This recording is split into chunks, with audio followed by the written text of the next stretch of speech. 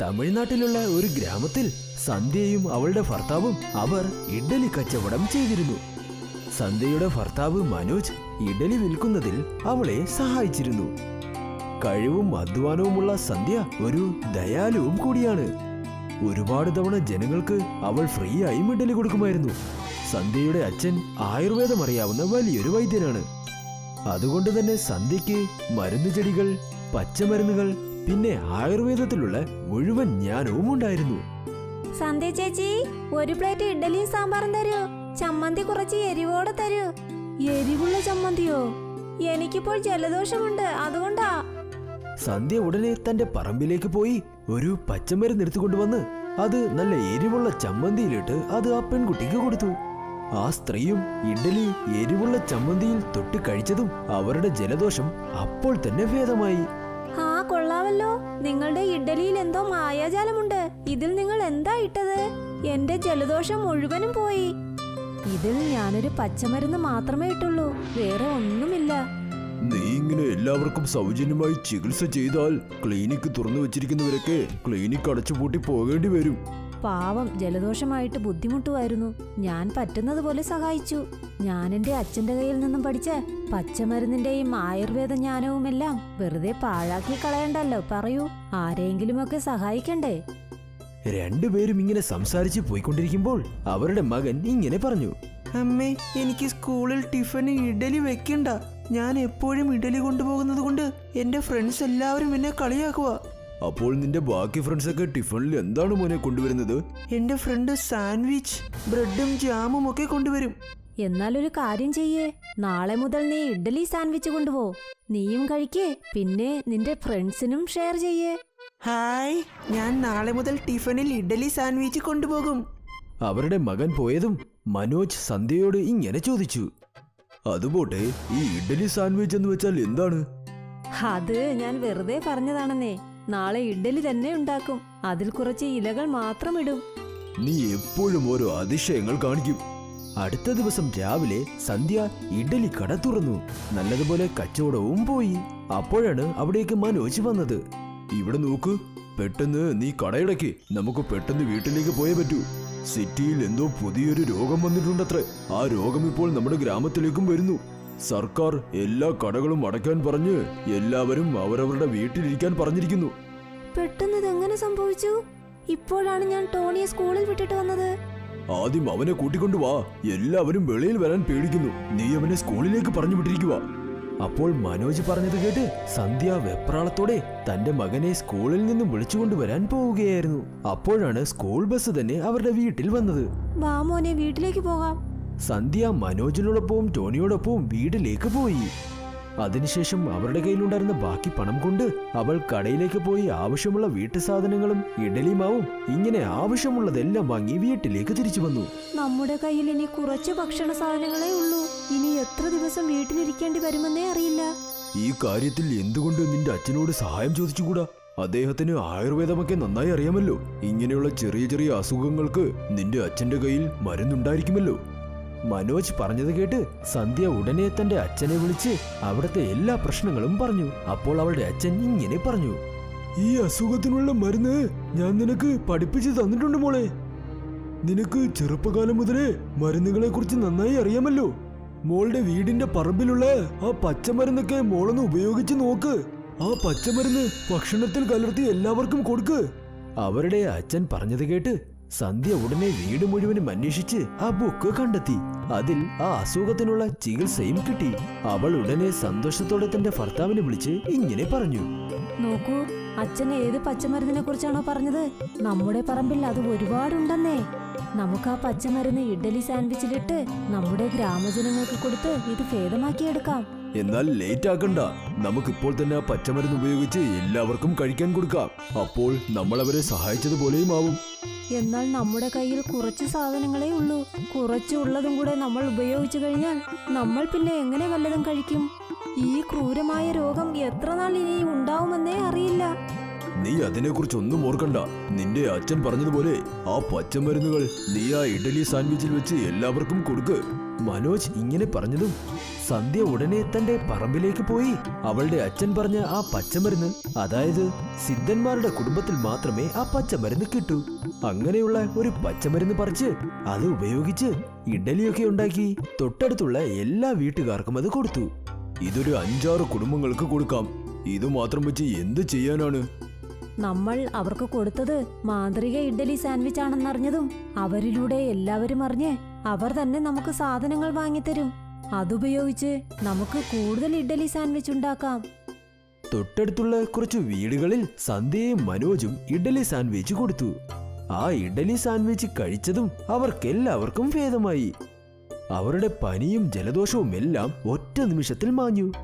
നിങ്ങൾ ചെയ്ത ഈ സഹായം കൊണ്ട് എന്റെ മകൻ ആ ക്രൂരമായ രോഗത്തിൽ നിന്നും രക്ഷപ്പെട്ടു. ദൈവം നിങ്ങളെ രക്ഷിക്കട്ടെ. നമുക്ക് ഈ ഗ്രാമത്തിലുള്ള എല്ലാവരെയും ഭേദമാക്കണം. അതിന് നിങ്ങളിൽ നിന്നും കുറച്ച് വീട്ടുസാധനങ്ങൾ വേണം. അയ്യോ, ഇതൊക്കെ ചോദിക്കേണ്ടതുണ്ടോ? ഞങ്ങൾ ഇട്ടിരിക്കുന്നത് പലചരക്ക് സാധനങ്ങളുടെ കടയാ. എന്നാൽ ഒരു കണ്ടീഷൻ, നിങ്ങൾ എല്ലാവർക്കും മാന്ത്രിക ഇഡ്ഡലി സാൻഡ്വിച്ച് തന്നെ കൊടുക്കണം. അയ്യോ, ഇത് പറയേണ്ട ആവശ്യമുണ്ടോ? ശരി, നമുക്ക് തുടങ്ങാം. സന്ധ്യയും മനോജും ആ സ്ത്രീയുടെ കടയിലേക്ക് പോയി മാന്ത്രിക ഇഡ്ഡലി സാൻഡ്വിച്ച് ഉണ്ടാക്കാൻ വേണ്ടി എല്ലാ പലചരക്ക് സാധനങ്ങളും വാങ്ങിക്കൊണ്ടുപോയി. പിന്നെ അതുപയോഗിച്ച് ഒരുപാട് ഇഡ്ഡലി സാൻഡ്വിച്ചുകൾ ഉണ്ടാക്കി അവരുടെ ഗ്രാമത്തിലുള്ള എല്ലാവർക്കും അത് കൊടുത്തു. ഇവിടെ നോക്ക്, നമ്മൾ ഇങ്ങനെ എല്ലാവരുടെയും അസുഖം ഭേദമാക്കി കഴിഞ്ഞാൽ ഗ്രാമം മാത്രമല്ല, സിറ്റിയിലും നമ്മുടെ ഈ ഇഡ്ഡലി സാൻഡ്വിച്ച് വളരെയധികം ഫേമസ് ആകും. അതിനുശേഷം എല്ലാ സ്ഥലങ്ങളിലും നമുക്ക് നമ്മുടെ ബ്രാഞ്ചസ് ഓപ്പൺ ചെയ്യാം. നിങ്ങൾ പറഞ്ഞത് ശരിയാണ്. നമുക്ക് ആ മാന്ത്രിക മരുന്ന് ഇഡ്ഡലി മാവിലിട്ട് അതുകൊണ്ട് സാൻഡ്വിച്ച് ഉണ്ടാക്കണം. അപ്പോൾ എല്ലാ ജോലിയും തീരും. വരൂ, കുറച്ചുപോലും താമസിക്കാതെ നമുക്ക് ജോലികൾ തുടങ്ങാം. ഗ്രാമത്തിലുള്ള എല്ലാവരുടെയും വീട്ടിൽ പോയി സന്ധ്യയും മനോജും അവർക്ക് മാന്ത്രിക ഇഡ്ഡലി സാൻഡ്വിച്ച് കൊടുത്ത് അവരോട് ഇങ്ങനെ പറഞ്ഞു. ഇതാ വയ്ക്കൂ, ഈ ഇഡ്ഡലി സാൻഡ്വിച്ച് കഴിക്കൂ. ഇതിലൂടെ നിങ്ങളുടെ കുടുംബത്തിന് ആരോഗ്യം തിരിച്ചു കിട്ടും. പിന്നെ ഒരു അസുഖവും പടരില്ല. ഞാൻ ഈ ഇഡ്ഡലി സാൻഡ്വിച്ചിനെ കുറിച്ച് ഒരുപാട് കേട്ടിട്ടുണ്ട്. ഞാനത് ഉറപ്പായും കഴിക്കാം. സന്ധ്യ അയാൾക്ക് ഇഡ്ഡലി സാൻഡ്വിച്ച് കൊടുത്ത ഉടനെ അദ്ദേഹം തന്റെ കുടുംബത്തിനത് കഴിക്കാനും കൊടുത്തു. അങ്ങനെ നോക്കി നിൽക്കെ തന്നെ ചില നിമിഷങ്ങൾക്കുള്ളിൽ അവരുടെ അസുഖവും പൂർണ്ണമായും ഭേദമായി. ദൈവം നിങ്ങളെ രക്ഷിക്കും. നിങ്ങൾ എത്രയോ ആൾക്കാരെ സഹായിക്കുന്നു. ദൈവത്തിന്റെ അനുഗ്രഹം നിങ്ങൾക്ക് എപ്പോഴും കാണും. അതുമാത്രമല്ല, ഞങ്ങളുടെ അനുഗ്രഹവും എപ്പോഴും കാണും. സന്ധ്യയും മനോജും അവിടെ നിന്ന് സന്തോഷത്തോടെ പുറപ്പെട്ടു പോയി.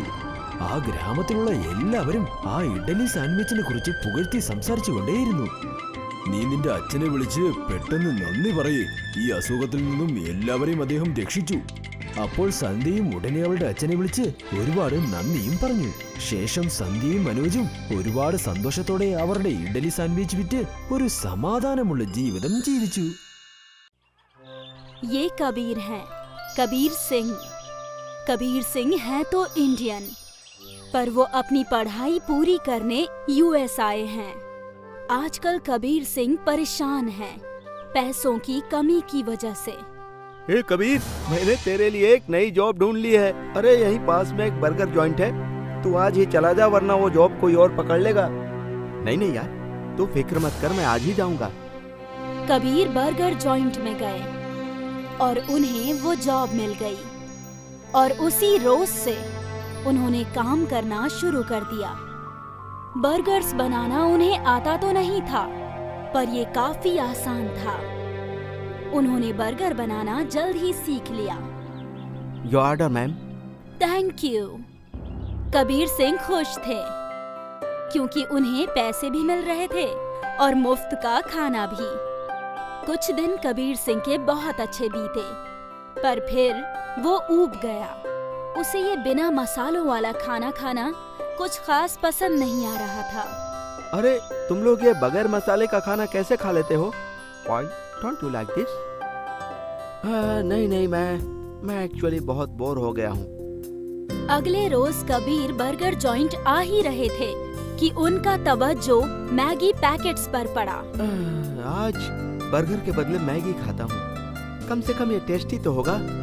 कबीर ने एक मैगी का पैकेट खरीद लिया और वो रोज की तरह बर्गर जॉइंट पर काम करने लगा। रात में जब जॉइंट क्लोज हुआ तो सारे मुलाजिम अपना अपना बर्गर बनाने लगे। वहीं कबीर ने अपने लिए एक मैगी बनाया और बड़े ही शौक से खाया। उस रोज से कबीर कभी बर्गर खाता तो कभी मैगी। वो खुश था। एक रोज बर्गर जॉइंट में ज्यादा खरीदार नहीं थे। कबीर फ्री थे, तो उन्होंने सोचा कि वो कुछ नया बनाए। उन्होंने अपने बैग में से मैगी नूडल्स निकाले। Today again Maggi. What's happened to you Kabir? अरे नहीं जी, आज मैं कुछ और बनाऊंगा। कबीर ने बर्गर से बन काटे और मैगी बनाई और फिर मैगी को बर्गर के पैटी मेकर मशीन में डाल दिया। उससे मैगी की पैटी बन गई। अरे ये तो बिल्कुल गोल है जी। जी वाह, क्या बात है। कबीर खुश हो गए। उन्होंने एक और मैगी की पैटी बनाई। Wow, this dish looks delicious. Even I want one. Kabir और उन फॉरेनर ने मिलकर मैगी का बर्गर बनाया और फिर खाने लगे। दोनों को वो बर्गर बहुत पसंद आया। Kabir, this is awesome. I want one more. Kabir ने एक एक और मैगी बर्गर बनाए। दोनों ने बड़े ही शौक से खाए। आज कबीर खुश थे। उन्होंने कुछ नया बनाया। कुछ रोज गुजर गए और फिर बर्गर जॉइंट के मालिक कबीर के पास आए। उन्होंने मैगी बर्गर की तारीफ सुनी थी और उन्हें भी मैगी बर्गर खाना था। कबीर ने उनके लिए भी मैगी बर्गर बनाए। This is good. Add this to the menu. I'll give you 10% commission. Well done, boy. ये सुनकर कबीर खुश हो गया। उनका मैगी बर्गर उस बड़े जॉइंट के मेन्यू में ऐड हो रहा था और तो और उन्हें 10% कमीशन भी मिल रहा था। अब तो मेरी पढ़ाई बहुत आसानी से हो जाएगी और मुझे पैसों के बारे में सोचने की जरूरत भी नहीं पड़ेगी। अगले कुछ महीने तक कबीर बर्गर जॉइंट पर काम करता रहा और उसे तनख्वाह के साथ साथ कमीशन भी मिल रहा था। फिर कबीर ग्रेजुएट हो गए। उनकी पढ़ाई खत्म हुई और वो पंजाब वापस आ गए। यहाँ उन्हें बड़े होटल में मुलाजमत मिल गई। कुछ सालों तक कबीर खुश थे, लेकिन उन्हें अपना कुछ रोजगार करना था। एक रोज कबीर ऐसे ही कुछ सोच रहे थे। ओए की गल्ले पुत्र, किस ख्याल में डूबा है? हाँ? कुछ नहीं पापा जी, मेरी नौकरी तो अच्छी है, मगर पता नहीं मैं खुश क्यों नहीं हूँ। मैं अपना कुछ करना चाहता हूँ। अरे तो इसमें मायूस होने की क्या बात है? तू अपना खुद का होटल खोल लेना। हाँ पापा जी, मगर समझ में नहीं आ रहा है क्या करूँ। इतनी अच्छी नौकरी है और तनख्वाह भी अच्छी है। देख पुत्र, इंसान को वही काम करना चाहिए जिसमें उसका मन लगे। हाँ पापा जी ठीक कह रहे हैं। तो मेरा मन तो बस मैगी बर्गर बनाने में लगता था। अरे तो बेटा जी सोच क्यों रहा है? मैगी बर्गर बनाना ही शुरू कर दे। वो तो ठीक है, मगर कमाई नहीं हुई तो? अरे पुत्र, अगर ऐसे ही सोचता रहा ना तो मेरी उम्र होने के बाद पछताएगा कि पहले शुरू क्यों नहीं किया। अभी भी तेरे पास वक्त है। नौकरी का क्या है, वो तो वापस मिल जाएगी। हाँ ठीक है पापा जी। कबीर के अब्बा जान ने उनकी हौसला अफजाई की। अभी भी कबीर इख्तिलाफ कर रहे थे, क्योंकि वो एक बड़े होटल में मुलाजमत करते थे जहां उनकी कमाई अच्छी थी, लेकिन अब उन्हें सब कुछ शुरुआत से शुरू करनी थी। खैर, उन्होंने एक भीड़ भाड़ वाले इलाके में एक दुकान किराए पर ले ली और यहाँ अपना मैगी बर्गर का कारोबार शुरू किया। ये कैसा बर्गर है? ये दरअसल मैगी का बर्गर है जो बहुत ही जायकेदार होता है जी। एक बार खाकर तो देखिए। ठीक है जी, खिलाइए। पहले कुछ रोज तक कबीर की दुकान कुछ खास नहीं चली, लेकिन फिर आहिस्ते आहिस्ते उनकी दुकान चल पड़ी। कॉलेज के बच्चे मैगी बर्गर खाने के लिए दूर दूर से आते। कबीर ने स्टाफ बढ़ा दिया और मैगी बर्गर में वैरायटीज डाली। चीज Maggi burger, Schezwan Maggi burger. फिर तो मानो कबीर की स्टॉल यंगस्टर्स का फेवरेट फूड जॉइंट बन गया। 6 महीने में कबीर ने एक और ब्रांच खोल दी और अगले 1 साल में 3 और नई ब्रांचेस। कबीर का मैगी बर्गर कमाल कर रहा था। कबीर ने अपने पूरे खानदान को काम पर लगा दिया। उसके सारे भाई, कजिन्स सब एक ही कंपनी में काम करते थे, बर्गर सिंह। महज 6 सालों में कबीर की बर्गर सिंह एक बहुत बड़ा फूड चेन बन गया। भारत के 30 शहरों में उसके ब्रांचेस खुल गए। अब कबीर और उसके अब्बा जान एक बहुत ही बड़ी कांच की बिल्डिंग में बैठा करते थे। उत्तर, याद है तुझे वो रात जिस दिन तू बहुत परेशान था? हाँ पापा जी, वो कैसे भूल सकता हूँ। अगर उस दिन आपने मुझे सपोर्ट नहीं किया होता तो आज हमारा बर्गर सेंटर नहीं होता। तमिलनाडु के एक गांव में संध्या और उसका शौहर दोनों इडली बेचने का काम करते थे। संध्या का शौहर मनोज इडली बेचने में उसका हाथ बटाता था। मेहनती और काबिल होने के साथ साथ संध्या रहमदिल भी थी। कई बार तो वो इडली लोगों को फ्री में भी दे देती थी। संध्या के पिता आयुर्वेद के बहुत बड़े हकीम थे। इसी वजह से संध्या को भी जड़ी बूटी, पेड़ पौधे और सारी आयुर्वेदिक चीजों की पूरी जानकारी थी। संध्या दीदी, 1 प्लेट इडली सांभर दे देना, चटनी थोड़ी सी तीखी देना। इतनी तीखी चटनी क्यों? क्योंकि मुझे सर्दी है ना, इसलिए। संध्या तुरंत अपने बगीचे से एक जड़ी बूटी की पत्ती ले आई और उसने तीखी चटनी में डालकर उसे परोस दिया। जैसे उस लड़की ने अपनी इडली तीखी चटनी के साथ खाई तो उसकी सर्दी तुरंत ठीक हो गई। अरे वाह, आपकी इडली तो जादुई है। इसमें आपने क्या क्या डाला है? मेरी सर्दी तुरंत ठीक हो गई।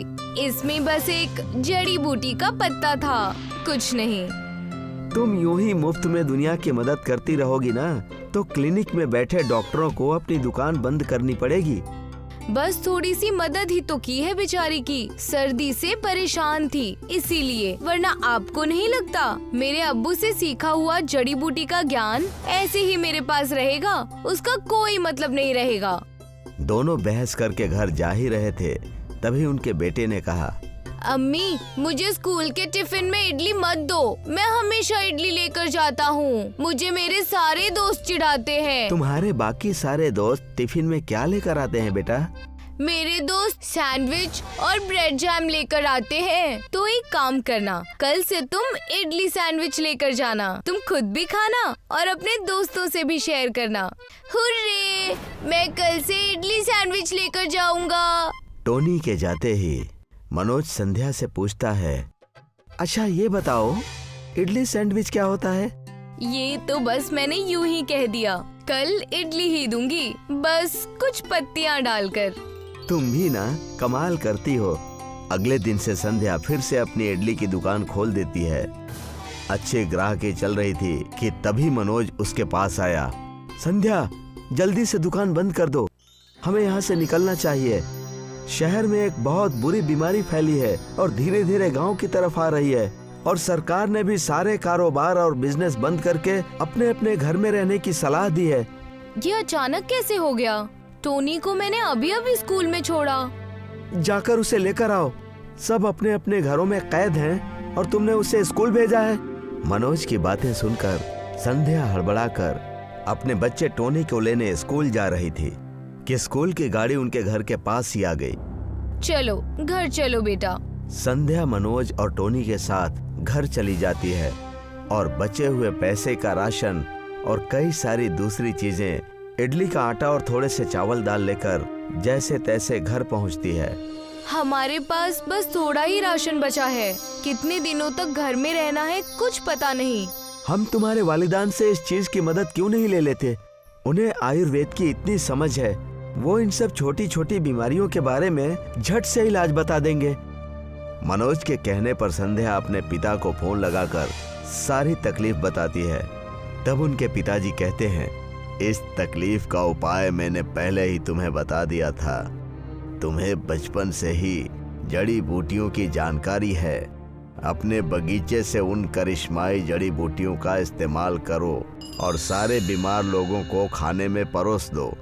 अपने पिताजी की बात सुनकर तुरंत ही संध्या अपने घर में वो किताब ढूंढने लगती है और वहाँ उसे उस बीमारी का इलाज मिल जाता है। तब बड़ी खुशी के साथ अपने शौहर मनोज के साथ ये बात कहती है। अब्बू ने जो जादुई जड़ी बूटी बताई है वो हमारे बागीचे में खूब सारी है। हम इसे अपने इडली सैंडविच में मिलाकर पूरे गांव और शहर को खिलाकर ठीक कर सकते हैं। तो देर किस बात की, हमें उस जड़ी बूटी से लोगों का इलाज करना चाहिए ताकि हम लोगों की मदद कर सकें।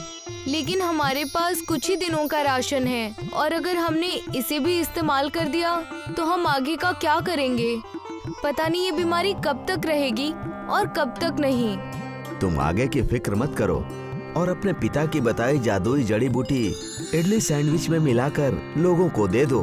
मनोज के इतना कहते ही संध्या अपने बगीचे से जादुई जड़ी बूटी, ऐसी जड़ी बूटी जो सिर्फ और सिर्फ अमली इंसान और उनके खानदान के पास ही होती है, उस जड़ी बूटी को तोड़कर संध्या ने अपने घर के आस पड़ोस वालों के लिए इडली सैंडविच बना दी। ये तो सिर्फ 4-5 घर के लिए है। अरे इतने में क्या होगा हमारा? जैसे ही लोगों को पता चलेगा जादुई इडली सैंडविच है, वो अपने घर से राशन और कई सारे खाने के सामान हमें देंगे। उन सब चीजों से हम और भी बनाकर रख लेंगे। आस पड़ोस के कई घरों में संध्या और मनोज ने इडली सैंडविच बांटे और जब लोगों ने इडली सैंडविच खाया तो बिल्कुल ठीक हो गए। उनका बुखार और उनकी बीमारी झट से गायब हो गई। आपके इस बड़प्पन से हमारा बच्चा बीमारी के चंगुल से निकल गया। मालिक आपका भला करे। हमें पूरे मोहल्ले और शहर को ठीक करना है। इसके लिए हमें आपके घर का राशन चाहिए। ये भी कोई पूछने की बात है? मेरी राशन की दुकान है, ये तो तुम्हें पता ही है। बस मेरी एक शर्त है कि तुम सबको जादू इडली सैंडविच ही खिलाना। ये भी कोई पूछने की बात है? चलिए हम शुरू करते हैं। संध्या और मनोज उस औरत के राशन की दुकान पर जाते हैं और वहां जाकर इडली सैंडविच बनाने के सारे सामान लेकर आते हैं और उससे बहुत सारी इडली सैंडविच बनाकर पूरे गांव और कस्बे को खिलाते हैं। अरे सुनती हो, अगर हमने इन सारे बीमारों का इलाज कर दिया तो पूरे गांव बल्कि पूरे शहर में हमारी इडली सैंडविच की दुकान मशहूर हो जाएगी और लोग आयुर्वेद का इलाज अपनाने लगेंगे। आपने बिल्कुल सही कहा। हम ये जादुई जड़ी बूटी इडली के अंदर डालकर उसका सैंडविच बना देंगे और सारा काम हो जाएगा। चलिए बिना देरी किए हम काम शुरू कर देते हैं। पूरे गांव में संध्या और मनोज हर एक घरों में जाकर ये करिश्माई इडली सैंडविच देते हैं और उनसे कहते हैं, ये लीजिए, हमारी इडली सैंडविच खा लीजिए। इससे आपका पूरा खानदान तंदुरुस्त हो जाएगा और कोई भी बीमारी नहीं फैलेगी।